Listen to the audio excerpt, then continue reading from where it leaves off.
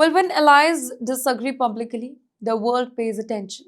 And that is exactly what happened. Qatar has delivered a message that many they were not really expecting. Talk to Iran. Do not fight Iran. Well, that was the essence of the warning.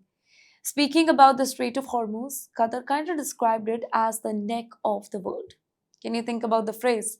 The neck of the world, because if that vital waterway is blocked, the impact that spreads everywhere. Oil markets, global trade, in fact, food prices, supply chain, everything gets affected. What makes Qatar's statement significant? It is not what was said, it was who was it said to. Qatar is close American ally. It is only arguing that military solutions cannot solve the crisis. It also exposes something bigger, by the way.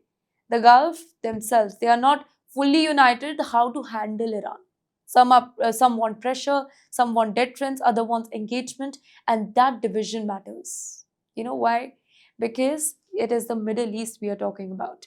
Qatar's message is clear. You cannot erase Iran from the equation. You have to deal with it. You have to talk to it, and whether Washington agrees or not, that debate is only becoming louder.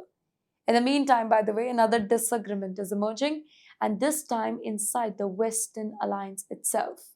Wait, what happens when two rivals sit at a negotiating table but trust each other less every day? You get exactly what we are witnessing right now, ladies and gentlemen. Iran has launched a fresh political attack at Mr. Donald Trump. Senior Iranian officials are accusing Washington of saying one thing publicly while doing something completely different behind the closed doors. Here, Iran's message, it's simple.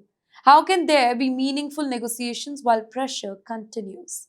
How can diplomacy succeed when military deployments remain in place? How can trust exist when both the sides believe each other is acting in bad faith?